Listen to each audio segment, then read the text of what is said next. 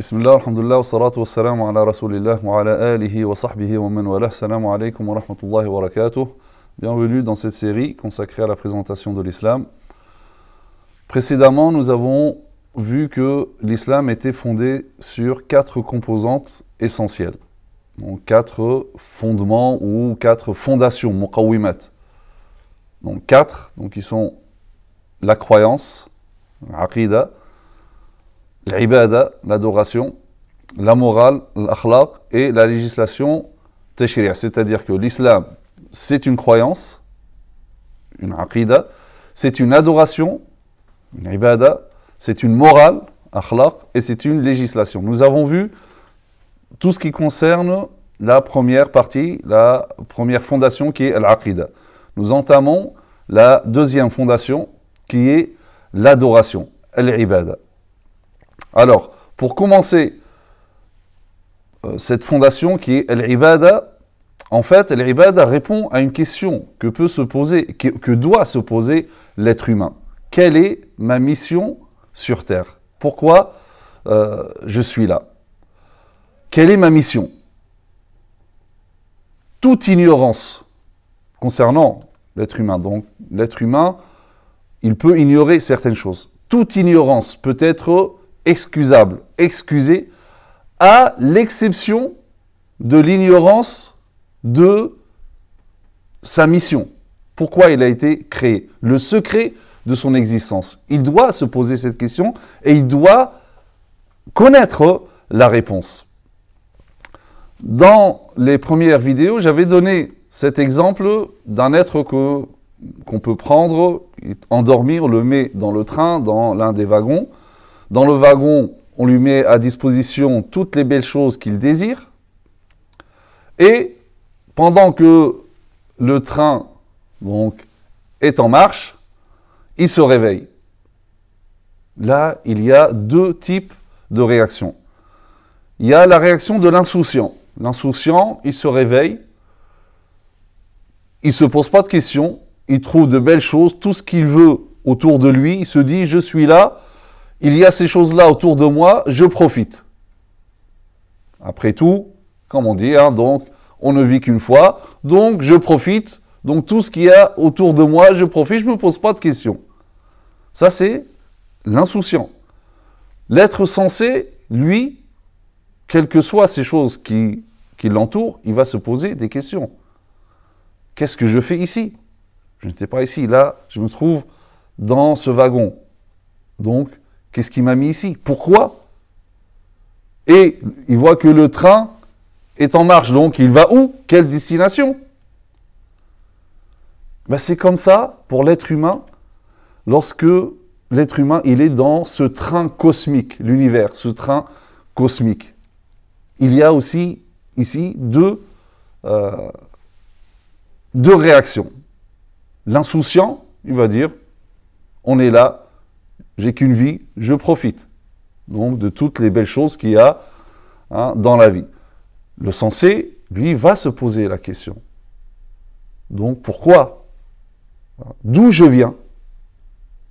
Qui m'a créé? Pourquoi? Et où je vais? Et effectivement, lorsque l'être humain va regarder autour de lui, dans ce train cosmique, les choses qui l'entourent, il va voir que finalement, toute chose dans l'univers, toute chose est créée pour quelque chose. Toute chose sert quelque chose. Toute chose est au service d'une autre chose. Il regarde la pluie, l'eau, il voit que l'eau est au service de la terre. Il voit la terre est au service de la végétation. La végétation est au service des animaux. Les animaux sont au service de l'être humain. Et l'être humain? Est-ce que l'être humain serait la seule chose dans l'univers qui n'est créée que pour lui-même, qui ne sert à rien? Là, l'être humain peut se poser cette question et dire non, c'est pas possible. Et effectivement, donc, l'être humain a besoin de guidance, comme nous avons vu lorsque nous avons parlé de la croyance. la croyance aux prophètes. C'est que Dieu a créé l'être humain. Certaines choses, l'être humain, il peut y parvenir avec sa raison. L'existence de Dieu, etc., il peut y parvenir par sa raison. Mais que veut ce créateur de lui? Pourquoi il l'a créé? Là, c'est le créateur qui doit se manifester à l'être humain et lui dire pourquoi il l'a créé. Effectivement, donc le créateur indique à l'être humain pourquoi il l'a créé. Il dit وَمَا خَلَقْتُ الْجِنَّ وَالْإِنسَ إِلَّا لِيَعْبُدُونَ. Allah dit dans le Coran, je n'ai créé les djinns et les hommes que pour qu'ils m'adorent. Donc, il a créé l'être humain pour connaître Dieu, pour adorer Dieu. Et donc, comme j'ai dit, il a créé Allah, donc l'être humain pour l'adorer, pour connaître son créateur, pour connaître Dieu. Allah alladhi khalaqa sab'a samawat wa min al-ardi mithlahunna yatanazzalu al-amru baynahun lita'lamu anna Allah ala kulli shay'in qadir wa anna Allah qad ahata bi kulli shay'in ilma. Allah, donc, qui a créé 7 cieux et autant de terres, entre eux son commandement descend, afin que vous sachiez qu'Allah est en vérité omnipotent et qu'Allah a embrassé toutes choses de son savoir. Donc, Dieu, il a créé l'être humain pour le connaître et pour l'adorer. Et d'ailleurs, c'est pour cela que Dieu a envoyé tous ses prophètes en leur ordonnant d'ordonner aux gens d'adorer Dieu d'une manière exclusive. C'est le but même de l'envoi des prophètes. Dieu n'a pas envoyé les prophètes pour rappeler aux gens ou pour informer les gens de l'existence de Dieu, ça c'est inné chez l'être humain. Sauf que l'être humain s'est trouvé en train d'adorer des choses. Il s'est rabaissé au niveau d'adorer des choses qui sont à la base créées pour lui, à son service. Donc, des animaux, des arbres, des pierres, etc. Dieu a envoyé les prophètes, les messagers, pour remettre les choses à leur place. Et pour ordonner aux gens, pour rappeler aux gens d'adorer Dieu d'une manière exclusive, sans rien lui associer. Et c'est pour cela qu'on trouve, donc bien tous les prophètes, sans exception, tous ont dit à leur peuple, Ya qawmi a'budullaha ma lakum min ilahin ghayruh. Donc,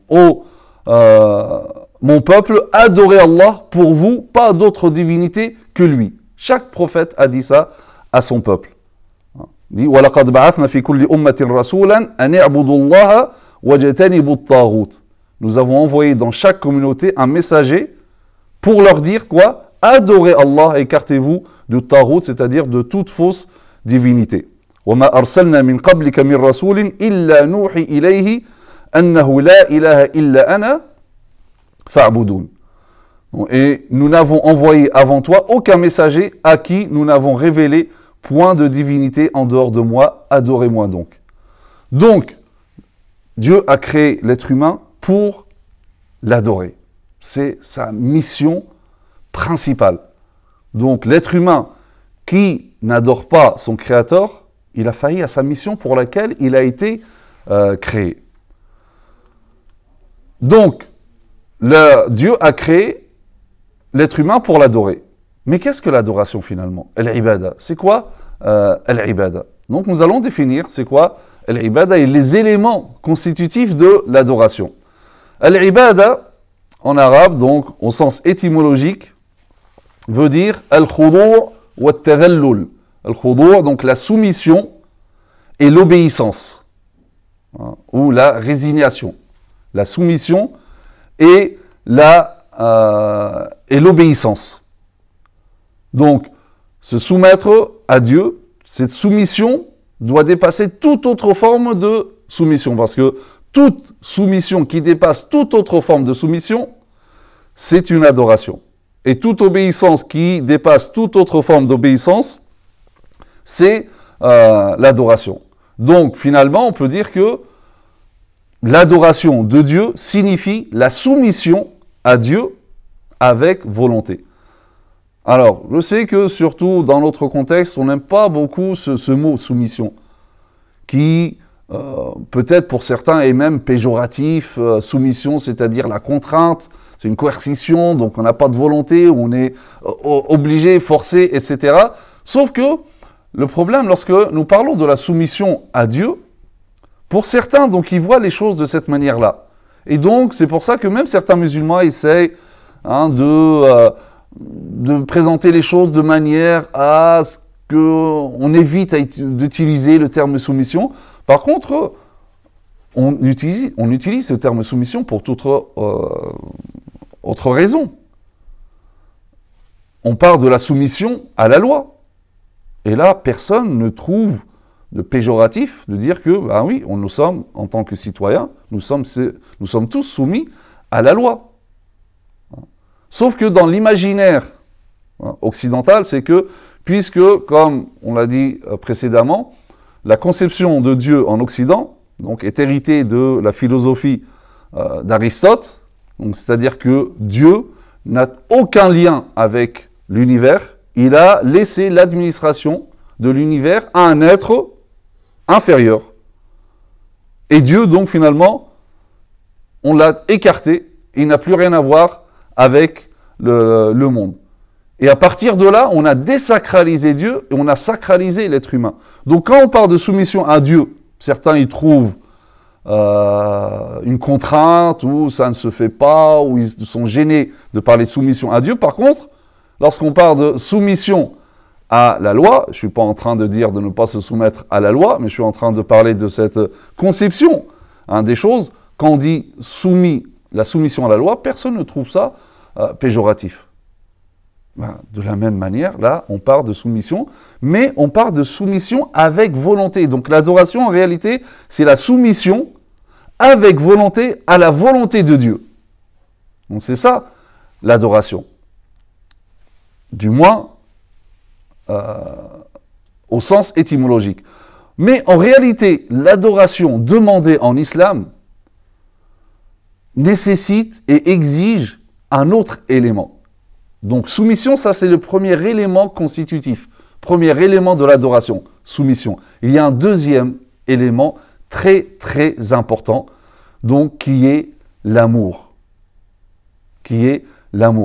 Donc, adorer Dieu, oui, dans le sens de se soumettre avec volonté à la volonté de Dieu, mais par amour, c'est-à-dire on adore Allah Azza wa Jalla, on adore Dieu tout d'abord par amour et non pas par crainte. C'est pour cela que les savants musulmans définissent l'adoration comme étant kamal al-khudu' ma'a kamal al-hub. Kamal al-khudu' ma'a kamal al-hub. Donc c'est-à-dire c'est la plénitude de la soumission conjuguée à la plénitude de l'amour. Les deux éléments à la fois. Donc l'adoration de l'islam nécessite les deux. Soumission plus amour. Car effectivement, celui qui se soumet à quelqu'un, mais qui ne l'aime pas, il est soumis, il est contraint même, mais il ne l'aime pas. Ça, ce n'est pas une adoration. On ne peut pas dire que lui est l'adorateur de cet homme. Ou celui qui aime quelqu'un, mais sans s'y soumettre. Pareil, il n'est pas adorateur de cet homme. Donc ce n'est pas de l'adoration. Donc les deux notions donc, ne sont pas suffisants. Bien, l'absence, ou l'une des deux, je veux dire, l'une des deux notion n'est pas suffisante pour réaliser et concrétiser le sens de l'adoration. Nous avons besoin des deux. Donc, c'est-à-dire que, donc, selon cette explication, l'adoration en islam nécessite deux éléments fondamentaux. Premièrement, se conformer, donc la conformité à ce que Dieu a légiféré et à ce que le prophète sallallahu alayhi wa sallam a apporté. Donc, les injonctions, les interdictions, le licite, l'illicite. La conformité à ce que Dieu a légiféré et à ce que le prophète sallam ou à ce à quoi a appelé le messager de Dieu sallallahu alayhi wa sallam. Ça, c'est la première chose, la conformité. Donc, n'est pas adorateur de Dieu quiconque refuse de se soumettre aux prescriptions divines ou à certaines prescription divine et se détourne d'une manière orgueilleuse de la voie tracée par Allah Azza wa Jalla et apportée par le messager de Dieu sallallahu alayhi wa sallam. C'est dans ce sens que les idolâtres du temps même du prophète sallallahu alayhi wa sallam, eux croyaient que Allah, Dieu, existe et que Allah est le créateur et que c'est Allah qui administre tout. Donc, ils le savaient. Mais, ils n'étaient pas considérés comme mu'minoun, un mu'min, croyant.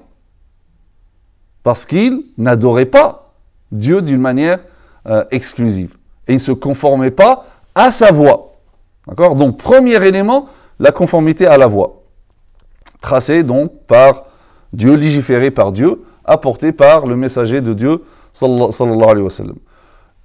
Le deuxième élément, c'est que cette conformité doit émaner d'un cœur aimant Dieu. D'un cœur qui aime Dieu. Donc cette conformité doit se faire par amour. D'accord? Et effectivement, parce que en réalité, il n'y a pas un être qui mérite d'être aimé plus que Dieu. Toutes les choses pour lesquelles l'être humain aime quelque chose se trouvent dans Allah Azza wa Jalla et dans l'amour de Dieu. L'être humain aime des choses pour des raisons différentes. Toutes ces raisons se trouvent dans l'amour de Dieu. À savoir, l'être humain aime sa propre personne. Chaque être humain aime sa propre personne. Il n'y a pas un être humain qui ne s'aime pas. Donc, le fait que l'être humain aime sa propre personne implique le fait qu'il aime celui qui est la cause de son existence, donc qui est Dieu. L'être humain, d'une manière générale, aime la beauté, aime les belles choses, les beaux paysages, etc. Il est admiratif. L'être humain est admiratif face à la beauté. Il est sensible, l'être humain, à la beauté. Cela doit l'amener à aimer celui qui est à l'origine de la beauté, qui est Dieu.